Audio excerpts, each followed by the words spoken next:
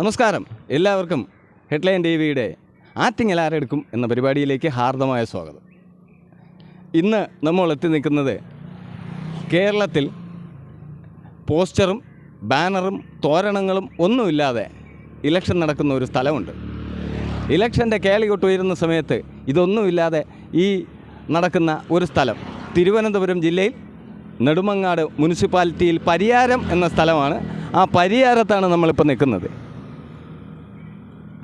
ഇവിടെ ഇലക്ഷന് പോസ്റ്ററുകളോ ബാനറുകളോ ഒന്നും വയ്ക്കാറില്ല, ബോർഡുകളും വയ്ക്കാറില്ല. എന്നാൽ എല്ലാവർക്കും വ്യക്തമായ രാഷ്ട്രീയവുമുണ്ട്, രാഷ്ട്രീയ കാഴ്ചപ്പാടുകളുമുണ്ട്.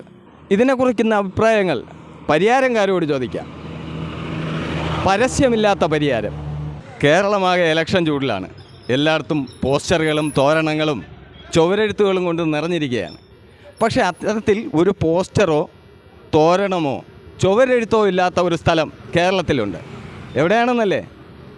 നമ്മുടെ തിരുവനന്തപുരം ജില്ലയിൽ നെടുമങ്ങാട് പരിയാരം എന്നാണ് ആ സ്ഥലത്തിൻ്റെ പേര്. അവിടെയാണ് നമ്മൾ നിൽക്കുകയാണ്. അപ്പോൾ ആകാംക്ഷാഭരിതമായ ഈ സ്ഥലത്തുള്ള ആൾക്കാരെ നമുക്കൊന്ന് പരിചയപ്പെടാം. എന്തുകൊണ്ടാണ് ഇവിടെ ചുവരെഴുത്തും അല്ലെങ്കിൽ ഈ പറയുന്ന തോരണങ്ങളോ പോസ്റ്ററുകളോ ഇല്ലാത്തത് എന്ന് നമുക്ക് ഈ നാട്ടുകാരോട് തന്നെ ചോദിക്കാം. നമ്മുടെ ഒരു ചേട്ടനുണ്ട്. ചേട്ടാ, പേരെന്തോന്ന് ചേട്ടാ? എന്റെ പേര് രാജൻ. ഡയമണ്ട് രാജൻ. ഞാനൊരു കോൺഗ്രസ്സുകാരനാണ്. ഞങ്ങളെ 10-30 വർഷമായി ഞാൻ അന്നും ഇന്നും മാറിയിട്ടില്ല. ഞാൻ പ്രവർത്തിച്ചോണ്ടിരിക്കുന്നത്. ആറ്റിങ്ങൽ സമ്പത്തെടുക്കൂല. ഇപ്പോഴത്തെ അടുത്ത പ്രാവശ്യം എടുക്കും. സമ്പത്ത് പോയല്ലോ. സമ്പത്ത് പോയി.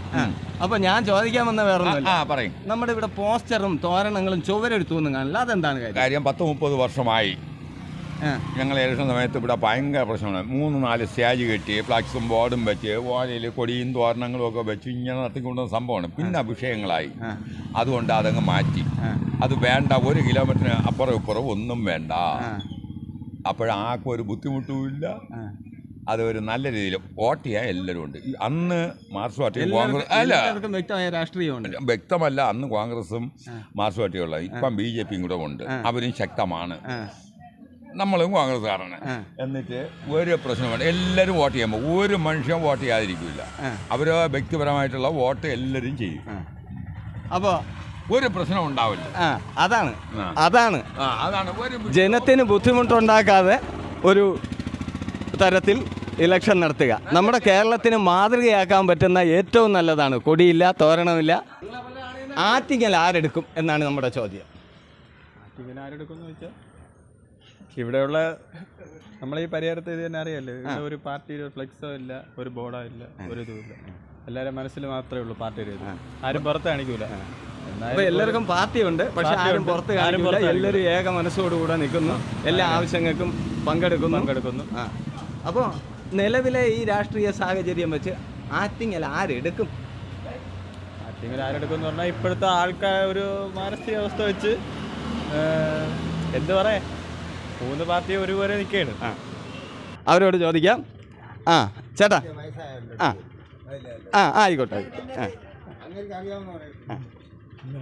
മാമ, ഈ ഇപ്പോഴത്തെ ഇലക്ഷൻ്റെ ഒരു നിലവാരം വെച്ചിട്ട് ആറ്റിങ്ങൽ ആരെടുക്കാനാണ് സാധ്യത? ആറ്റിങ്ങൽ ആരെടുക്കും? ജോയ്.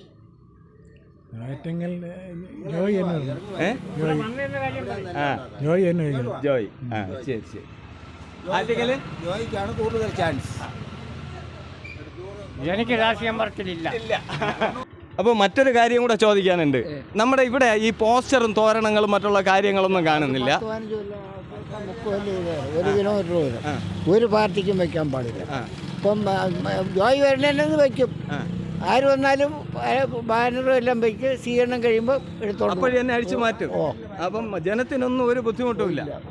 ശരി. പണ്ട് പൊക്കം കൂട്ടി കൊടി മരം വയ്ക്കും. ഒന്ന് പൊക്കം കൂട്ടുമ്പോൾ ഒന്ന് അതിലും മേളിൽ പൊക്കം വയ്ക്കും. അങ്ങനെ ആയപ്പോൾ പിന്നെ അങ്ങോട്ടും ഇങ്ങോട്ട് തങ്ങളിൽ വഴക്കെന്നുള്ള ഒരു പ്രശ്നം വന്നപ്പോഴും അങ്ങോട്ട് ഒഴിവാക്കി. എല്ലാം ഇവിടെ ഉള്ളത് മുത്തത് മാത്രമേ ഉള്ളൂ, പുറത്തുള്ള ആളുകളും ഇല്ല. അപ്പോൾ ആ സമയത്ത് ഇതങ്ങ് ഒഴിവാക്കി. പിന്നെ അതിനുശേഷം ഇന്നുവരാ കൊടിയും വയ്ക്കൂല, തോരണം വയ്ക്കൂല.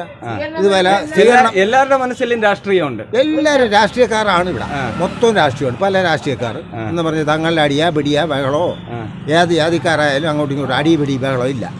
അങ്ങനെ ഒരു രീതിയാണ് ഇവിടെ. മനസ്സോടുകൂടെ ഇലക്ഷൻ നേരിട്ട് നന്നായിട്ട് കാണുന്ന ചിലപ്പോൾ കേരളത്തിൽ നമ്മുടെ ഈ പരിഹാരം മാത്രമേ കാണൂ, പരസ്യമില്ലാത്ത പരിഹാരം. എല്ലാ കൊല്ലം വരുന്ന ഇവിടെ അടിച്ചോണ്ട് അപ്പുറത്ത് കൊടി. അത് തന്നെ ഞങ്ങൾ ശ്രദ്ധിച്ച ആ ഭാഗത്തോട്ടൊക്കെ എല്ലാം കൊടി ഇവിടുത്തെ കാറ്റം കയറി വളവ് കയറി അതുവരെ ഇല്ല. അപ്പോൾ നിലവിലെ അവസ്ഥയിൽ ആറ്റിങ്ങൽ ആരെടുക്കും? അതെനിക്ക് പറയാൻ പറ്റില്ല. കാരണം ഞാനല്ല എൻ്റെ ആള്. അല്ല, എന്നാലും ജനങ്ങൾ തീരുമാനിക്കും. അപ്പോൾ ഞങ്ങൾ പറയുന്ന അതേ അഭിപ്രായമാണ് ചേട്ടനും പറയുന്നത്. അത് ജനങ്ങൾ തീരുമാനിക്കട്ടെ. പ്രിയ സാഹചര്യം ആറ്റിങ്ങൽ ആരെടുക്കും? എനിക്ക് ത്രികോണ മത്സരമാണെന്നാണ് എൻ്റെ ഒരു കാഴ്ചപ്പാട്. പൂർണ്ണമായിട്ടും. അപ്പം എന്തായിരിക്കും ഈ നെടുമങ്ങാടിൻ്റെ സാഹചര്യം? ഒരു അല്ലേ, ത്രികോണ മത്സരമായിരിക്കും പൂർണ്ണമായിട്ടും. അപ്പം പൂർണ്ണമായിട്ടും 3 രാഷ്ട്രീയ പാർട്ടികൾക്കും മുൻതൂക്കം നൽകിയുള്ള ഒരു ത്രികോണ മത്സരമാണ്. നേരത്തെ ഒരു ചേട്ടൻ പറഞ്ഞതുപോലെ അത് ജനം പറയട്ടെ എന്നാണ് ഞങ്ങൾക്കും പറയാനുള്ളത്. അതാണ്ട് ഇവിടെ ഒരു അമ്മയുണ്ട്, അമ്മയുടെ അടുത്തൊന്ന് ചോദിച്ചു നോക്കാം. അമ്മേ, ചായയൊക്കെ കച്ചവടം ഉണ്ടാ? അപ്പോൾ കച്ചവടമൊക്കെ എങ്ങനെ പോന്ന്? കുറവ് തന്നെ. അപ്പോൾ എങ്ങനെ വോട്ടൊക്കെ ഇടാൻ പോകൂലേ? ആര് ജയിക്കാനാണ് സാധ്യത? ശരി ശരി. അപ്പോൾ കച്ചവടമൊക്കെ നന്നായിട്ട് നടക്കട്ടെ. ഇന്നത്തെ ആറ്റിങ്ങൽ ആരെടുക്കും എന്ന പരിപാടി ഇവിടെ പൂർണ്ണമാകുന്നു. തുടർന്നും കാണുക ആറ്റിങ്ങൽ ആരെടുക്കും. ഹെഡ്ലൈൻ ടി വിക്ക് വേണ്ടി രാജേഷ് ടിങ്കിൽ.